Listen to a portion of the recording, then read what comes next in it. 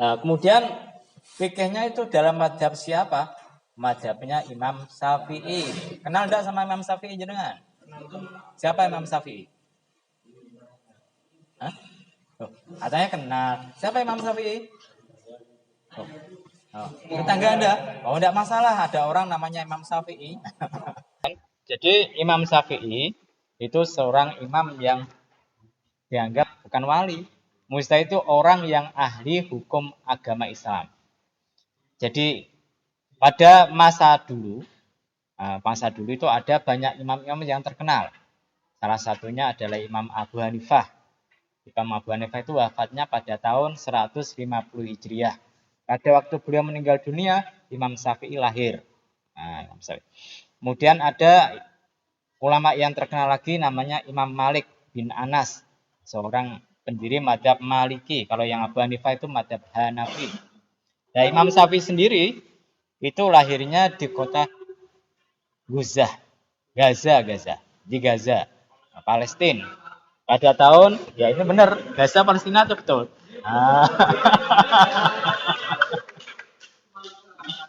Ya, betul ini. Iya. Jadi di Gaza pada tahun 150 Hijriah. Kemudian beliau ketika masih kecil bapaknya meninggal dunia. Bapaknya meninggal dunia itu kemudian beliau diajak ibunya ke Mekah. Pada umur 7 tahun beliau itu sudah hafal Quran. Imam Syafi'i itu. Kemudian setelah itu beliau ngaji kepada ulama-ulama sekitarnya, bahkan pada umur 10 tahun beliau sudah hafal kitab Muwatta. Kitab Muwatta itu kitab hadisnya Imam Malik. Berapa jumlah hadisnya? Setahu saya ingat saya ini, saya agak lupa ya. Jumlah hadisnya cuma sekitar 3.000. Ya. Hafal semua. 3.000 hadis. Setelah itu beliau ngaji sama seorang ulama fikih yang terkenal di Mekah namanya Khalid Az-Zinji. Muhammad bin Khalid Az-Zinji. Muslim bin Khalid Az-Zinji. Jadi Muslim bin Khalid Az-Zinji itu asalnya dari Afrika. Orangnya kulit hitam. Kalau tidak salah kakinya lumpuh. Ya tidak tahu karena penyakit. Tapi muridnya banyak sekali.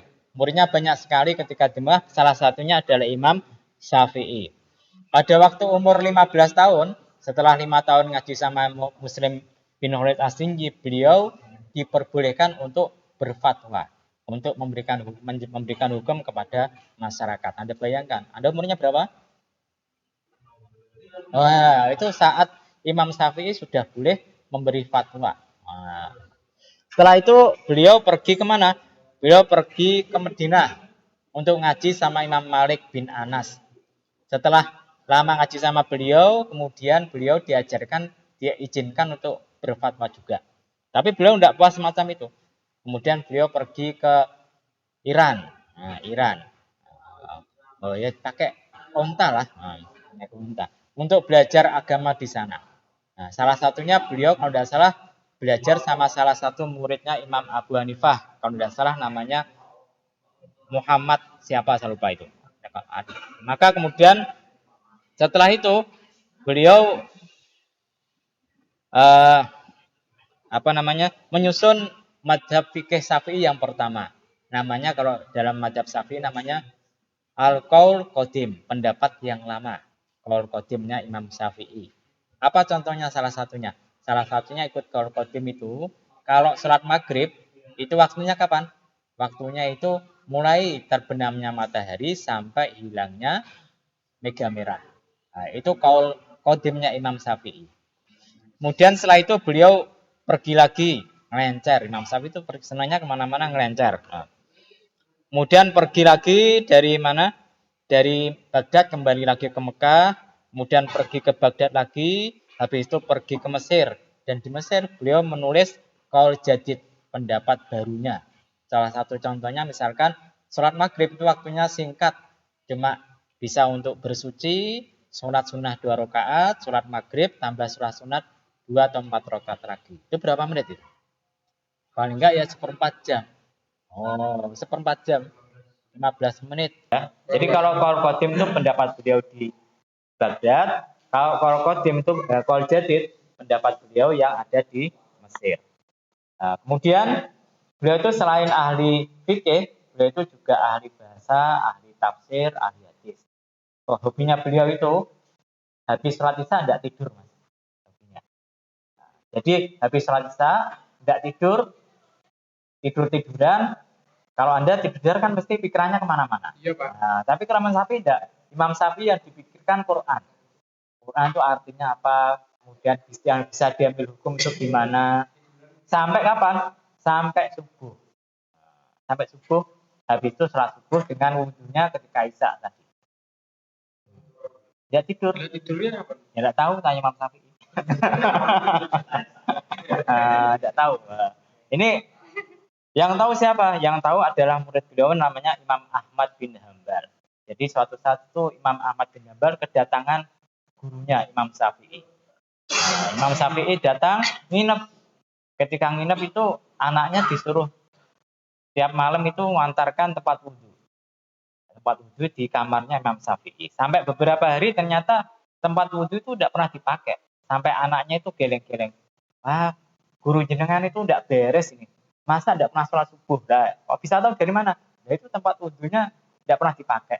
Nah, akhirnya kemudian suruh tanya Imam Syafi'i sendiri. Kamu tanya Imam Syafi'i sendirilah. Akhirnya ketika ditanya Imam Syafi'i, beliau mengatakan, setiap habis sholat isya, saya itu mesti ngangen-ngangen Al-Quran sampai subuh. Tidak batal wudhu saya, jadi wudhu lagi. Nah, itu ceritanya macam itu Imam Syafi'i. Saking luar biasanya. Demikian pula kegiatan beliau itu banyak sekali. Habis subuh ngajar, nanti habis berapa waktu ngajar lagi. Nah, nanti jam 11 atau jam 12 setelah sholat zuhur akan datang orang-orang ahli bahasa Arab tanya sama Imam Syafi'i masalah bahasa Arab. Nah, bahasa Arab ya. Karena apa? Karena beliau itu paling mahir dalam bahasa Arab. Ketika kecil, beliau itu sukanya ke pelosok-pelosok tanah Badui untuk belajar bahasa Arab. Saking hebatnya, dia diakui bahasa Arabnya itu paling fasih. Ulama yang paling fasih dalam berbahasa Arab. Nah, kemudian, dan namanya orang terkenal ya. Orang terkenal itu kadang ada orang yang iri. Nah, maka ada seorang ulama, kalau tidak salah namanya Ashab, itu mendoakan Imam Syafi'i mati. Nah, karena iri sama beliau. Ya, mendoakan Imam Syafi'i mati. Maka ketika dilaporkan sama Imam Syafi'i, jawabannya gimana? Nah, dibacakan saya ya, intinya, wah orang ini kok mendahului takdirnya Allah Subhanahu Wa Taala. Oh, tidak usah khawatir, nanti kalau saya mati, dia mesti nyusul saya. Nah, jawabannya gitu Imam Syafi'i. Intinya itu. Ternyata benar, ketika Imam Syafi'i meninggal dunia pada tahun 204 Hijriah, 18 hari sesudahnya orang yang doakan mati ikut mati. Nah, itu namanya. 18 hari sesudahnya. Nyusul mati. Ini karomahnya Imam Syafi'i. Sudah mati aja masih punya karomah. Nah, itu Imam Syafi'i. Karena memang apa? Karena bapak ibunya Imam Syafi'i itu memang seorang yang wirai. Orang yang luar biasa. Kalau Anda pernah dengar cerita, ada seorang laki-laki jalan di kali, kemudian nemu apel yang kintir. Nah, ya itu pernah dengar kan? Kemudian kalau kemudian dimakan sama dia, habis dimakan dia istighfar, ya Allah, saya kok makan buah yang tidak tahu asal muasalnya. Kemudian dicari sampai kebun apel tadi. Nah, ternyata sampai kebun apel tadi dia ketemu sama yang punya. Pak, saya minta dihalalkan apa apel yang saya makan tadi. Ditanya, apel ini dari mana? Apel ini tadi ikut sungai, enter di sungai. Nah, maka kemudian bapaknya itu tahu, oh, ini anak luar biasa. Kalau bukan anak ini, pasti langsung dimakan, tidak peduli. Nah, kadang-kadang tambah nyolong juga. Nah, maka kemudian ditanya, kamu ini sudah punya istri atau enggak? Belum, Pak. Oh, saya tidak mau menghalalkan kalau kecuali kamu mau nikahi anak saya. Nah, anak jenengan di mana? Anak saya itu ada di rumah itu. Orangnya lumpuh, matanya buta, telinganya tuli, tidak bisa ngomong, lidahnya bisu. Ya, kalau gerakan Anda suruh menghalalkan apel yang satu butir itu, mau tidak nikah dengan wanita semacam itu? Mau tidak? Betul? Anaknya lo, ya, jangan suruh dia itu. Nah, mesti tidak mau, tapi Imam Syafi'i karena ingin menghalalkan apel tadi, beliau mau. Akhirnya ketika masuk ke rumah itu dibuka, ternyata di dalamnya ada seorang wanita cantik, masih lengkap anggota tubuhnya, bisa ngomong, langsung lari dia. Nah, kalau Anda langsung tergap, itu enggak. Itu langsung lari. Dia tanya sama bapaknya, Pak, putra putri jenengan mana kok? Bisa enggak ketemu sama putri jenengan? Oh, itu yang di rumah itu. Oh, di rumah itu enggak ada wanita yang lumpuh, enggak bisa ngomong, enggak bisa bicara, dan yang ada itu tambah wanita cantik. Nah, kemudian oh itu anak saya memang. Anak saya itu lumpuh, itu artinya enggak pernah pergi ke tempat maksiat sama sekali. Dia tuh matanya enggak pernah melihat maksiat, telinganya enggak pernah mendengarkan perkara-perkara buruk, mulutnya, lidahnya enggak pernah dibikin untuk ngomong-ngomong yang jorok, kotor. Nah, ternyata kemudian menikah sama bapaknya Imam Syafi'i, lahirnya Imam Syafi'i. Ini ceritanya bapak ibunya Imam Syafi'i semacam itu. Kita teruskan. Nah, jadi ini kesempatan Anda dengar cerita. Nanti ketika kita sudah membahas fikih, saya akan jarang cerita.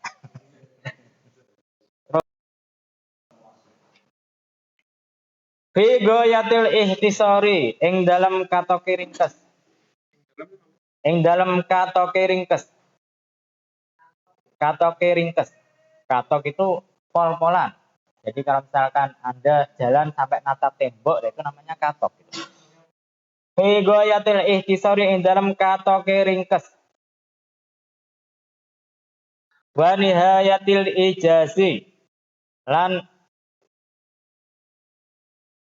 bangete ringkes juga.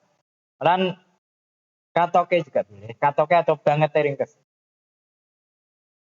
Dia kerubah supaya parek alal muta'allimi ing atase wong kang belajar. Alal muta'allim belajar. Darsuhu apa sinau. Darsuhu apa sinau mukhtasar. Wayas hulalan gampang. Alal mubtadi ing atase wong kang kawitan. Alal mubtadi ing atase wong kang kawitan. Hifduhu apa njogo apa ngapalke. Hifdu apa ngapalake mukhtasar. Apa ngapalake mukhtasar. Jadi sebagian muridnya Imam Abu Suja itu minta dituliskan kitab fikih yang ringkas, sangat padat, supaya gampang dipelajari, gampang dihafalkan. Jadi kalau ulama-ulama zaman dulu itu salah satu ciri khasnya itu adalah menghafalkan. Pertama ketika kecil menghafalkan Quran. Nanti ketika besar menghafalkan kitab-kitab. Salah satu kitab favorit yang dihafalkan itu adalah ini. Fikihnya dalam masalah ini adalah takrib.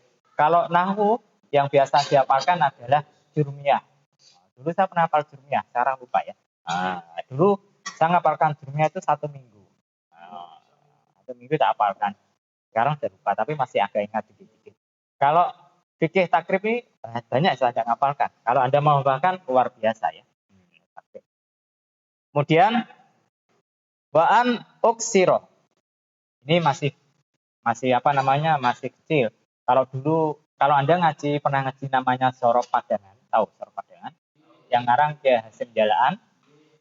Kiai Hasyim Jalaan itu apal sarahnya Ibnu Aqil. Tahu Ibnu Aqil? Ibnu Aqil itu adalah ilmu nahwu 1000 bait. 1000 bait. 1000 bait masih dikomentari. Jadi kalau kitab kuning itu jumlahnya mungkin ada sekitar, kalau yang terbitan lama itu mungkin sekitar 120 halaman atau lebih lah, sekitar 150 halaman. Beliau itu apal baitnya sama apal sarahnya. Bahkan ketika dibalik beliau bisa. Itu yang ngarang Sorof Padangan itu. Kiai Hasyim Padangan. Tapi sayangnya pondoknya sudah meninggal dunia, tidak ada yang ngurusi. Itu orang yang alim luar biasa. Tapi kalau di pondok-pondok itu biasanya habis ngapalkan jurmiyah, imriti, nanti alfiyah. Alfiyah itu 1000 bait ilmu. 1000 bait lebih sedikit. Jadi kalau Anda pengen jadi ahli bahasa, pengen nulis kitab, maka itu harus belajar alfiyah. Jadi dulu banyak ulama-ulama yang ngapalkan kitab takrib ini. Wan uksiro. Lan yen to ngakeh-akeh sapa ingsun. Wan uksiro. Lan yen to ngakeh-akeh sapa ingsun. Ngakeh-akeh sapa ingsun. Fihi ing dalem muhtasor. Minat taksimati saking piro-piro bagian. Minat taksimati saking piro-piro bagian. Jadi nanti kalau di takrib itu babnya kecil-kecil, kemudian ada macam-macam bahasan. Fajab tuhu moko nyembadani atau jawab sapa ingsun hu ing ba'dul astiqo. Ba'dul astiqo itu di atasnya sendiri. Ila dalika marang mengkono-mengkono permintaan gawe muhtasor. Ila dalika marang mengkono-mengkono permintaan gawe muhtasor. Taliban krana golek listawabi marang pahala. Listawabi marang pahala. Ragiban tur seneng. Demen ilallahi ta'ala marang Allah ta'ala. Taufiki yang dalam taufik atau pitulung. Taufik itu apa, Mas? Pernah dengar tidak taufik itu? Taufik itu apa? Taufik Hidayat itu kan pemain badminton. Taufik siapa? Taufik itu artinya pertolongan Allah. Taufik itu pertolongan Allah. Jadi tidak semua orang itu mendapatkan taufik pertolongan Allah. Anda sekolah, teman Anda ada yang ngaji, ada yang enggak. Nah, yang ngaji itu dapat taufik dari Allah. Yang enggak dapat taufik dari Allah. Yang ngaji itu ada yang soleh, ada yang enggak. Ya kan tidak semua anak santri kan soleh. Ada yang soleh, ada yang enggak. Yang soleh dapat taufik, yang enggak soleh enggak dapat taufik. Nah, gitu kan. Jadi taufik itu pertolongan dari Allah Subhanahu wa taala. Lis sawabi marang bener. Lis sawabi marang bener. Innahu setune Allah. Innahu setune Allah. Alama satuhune Allah. Alama ing atase perkara. Yasa'u kang ngarepake sapa Allah. Qadirun. Yasa'u kang ngarepake sapa Allah. Qadirun iku kuwasa. Qadirun iku kuwasa. Wa bi ibadi lan kelawan hambane Allah. Lati lan kelawan hambane Allah, kaulane Allah. Latifun iku mudaneni. Ngerti. Latifun iku mudaneni. Bisa diartikan lembut juga bisa. Latifun tu mudaneni atau lembut. Khabirun tur mudaneni, tur ngerti. Khabirun tur mudaneni atau ngerti. Jadi gini tak terangkan dulu. Jadi pengarang ini kemudian yaitu Imam Abu Suja menerima permintaan dari murid-muridnya karena ingin dapat pahala dari Allah Subhanahu wa taala. Dan beliau berdoa supaya kitabnya ini ditulis mendapatkan taufik pertolongan dari Allah berisi dengan kebenaran-kebenaran. Karena Allah itu apabila menghendaki sesuatu, Allah itu akan mampu, tidak perlu apa-apa. Karena Allah itu juga bilang kun fayakunu. Kalau Anda diinginkan jadi pintar sama Allah, kun langsung jadi pintar. Ini ada cerita juga dari teman saya sendiri. Jadi kalau Anda di Gang 2 ada kiai namanya Kiai Bukhari Mustafa. Itu teman saya. Beliau cerita, dulu di pondoknya itu ada teman ngaji yang tidak bisa apa-apa. Teman ngaji tidak bisa apa-apa, kemudian sakit, pulang dia. Pulang selama 3 bulan. Pulang ke pondok, langsung pintar macam-macam. Bisa. Nah, itu dapat apa? Dapat ilmu laduni. Ilmu langsung dari Allah Subhanahu wa taala. Nah, apa zaman sekarang masih ada? Masih banyak, Mas. Di Arab itu ada salah satu kitab namanya kitab terkenal namanya Al-Qawaidul Fiqhiyah. Kaidah fikih. Pengarangnya siapa? Pengarangnya seorang ulama namanya An-Nadwa. An-Nadwa itu dulu ketika ngaji, ketika di universitas kuliah, itu murid paling bodoh. Saking bodohnya sama gurunya suruh keluar. kamu tidak pantas sekolah di luar saja. Tapi dia ada putus asa. Nah, kemudian dia itu datang ke rumah dosennya, kemudian tanya, saya di rumah ini bisa bantu apa? Dosennya bingung, ini tak kon keluar kok tambah pengen bantu saya.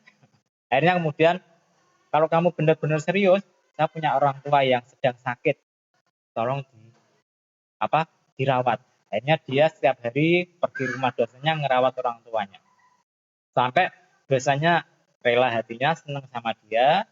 Akhirnya setiap kali pelajaran ternyata dia paham. Akhirnya dia jadi ulama terkenal. Al-Qaidul Fiqhiyah. Ini apa pernah terjadi juga? Pernah terjadi juga teman-teman saya sendiri. Nah, teman saya sendiri ini namanya Salis Maman Ma'ruf, tapi sudah almarhum ya, sudah meninggal dunia. Dulu beliau kuliahnya di Malang, kuliah di Universitas Muhammadiyah kalau tidak salah. Dia ambil jurusan bahasa Inggris. Kenapa ambil jurusan bahasa Inggris? Karena paling mudah. Bagi dia loh, paling mudah, paling murah. Ternyata ketika dia sekolah di sana, kuliah sama dosennya dianggap paling bodoh. Kamu ini tidak bisa bahasa Inggris masuk jurusan ini. Nah, dianggap paling bodoh sendiri. Akhirnya kemudian sama dengan tadi Anda dua, dia datang ke rumah gurunya, minta privat, minta belajar sendiri. Tapi ada imbalannya. Imbalannya kalau habis diprivati, dia membersihkan rumah. Membersihkan rumahnya. Nah, akhirnya kemudian dia jadi pinter, akhirnya jadi dosen bahasa Inggris, bahkan menjadi kepala bahasa Inggris di kampung Inggris Malang. Nah, itu. Namanya Salis Muhammad Ma'ruf, tapi sayangnya orangnya sudah meninggal dunia. Dia punya buku grammar bahasa Inggris yang unik, yang tidak ada yang nyanyi. Saya punya bukunya. Jadi sebelum dia terbitkan, dia ngomong sama saya, ini saya mau cetak buku ini. Bacalah kamu kalau ingin baca. Tak baca, wah, bukunya menarik. Tidak seperti buku bahasa Inggris yang lain. Nah, jadi bestseller itu. Bahkan pernah sering diajarkan seminar-seminar di mana-mana dari bukunya itu, Mas. Nah, padahal dulu di kuliahnya paling bodoh bahasa Inggris. Tapi karena dia takdim sama gurunya, maka dia menjadi orang yang luar biasa. Kalau dulu sekolahnya sama saya itu di SD Islam, di sini, di MI Islam, tapi MI-nya di sana dulu. Dia itu tidak pernah dapat 10 besar. Rankingnya di bawah 10 terus. Kalau saya itu dulu dapat juara 1, 2, 3 itu sudah biasa. Soalnya muridnya cuma berapa? Muridnya cuma 21. Tapi tua-tua, pintar teman saya. Pintar dia daripada saya. Jadi pintar sekarang tidak menjamin untuk yang masa depan. Jadi kalau Anda dikendaki sama jadi orang yang pintar, meskipun di kelas tidur terus, bisa jadi. Gak usah enggak menyindir Anda loh ya, tidur kemarin ya. Wabi ibadin, dan Allah kepada hambanya itu latifun. Latifun itu artinya mengerti segala hal yang mendetail dari diri. Jadi kalau malaikat raqib dan atid kan itu nulis. Anda berbuat baik, berbuat jelek ditulis. Yang dohir. Tapi yang batin Anda, itu yang tahu hanya Allah Subhanahu wa Ta'ala. Itu namanya latifun. Paham ya? Jadi raqib atid itu cuma menulis apa yang lahir. Kalau Anda maksiat, ya langsung ditulis maksiat. Anda berbuat gini, ya ditulis semacam ini. Tapi masalah hati, tidak ada yang tahu. Cuma bedanya gini. Kalau malaikat atid menulis amal baik itu, Anda berbuat kebaikan langsung ditulis. Tapi raqib ya. Raqib itu penulis amal kebaikan. Sekali Anda ditulis, sekali Anda berbuat baik, langsung ditulis. Tapi kalau malaikat atid, setiap kali mau nulis, ditahan sama malaikat raqib. Jangan dulu ditulis. Jangan-jangan nanti ini istighfar. Ditunggu 1 jam, 2 jam, 3 jam, tidak istighfar, baru ditulis. Itu malaikat atid. Istighfar. Jadi, tapi jangan dimanfaatkan ya. Anda misalkan di sekolah, lirik cewek, nanti lagi. Dideketin itu gimana? Dideketin ya diajak ngomong tidak apa-apa, tapi jangan diteruskan terus kemana-mana ya. Seperlunya saja. Kenapa? Karena ikut kanjeng Nabi, pandangan pertama itu namanya rezeki. Pandangan kedua, dosa. Sama. Tapi pandangan pertama jangan lama-lama, teruskan sampai pertama. Ya, sudah ya. Kita butuh haroti, Allah alam bisawab.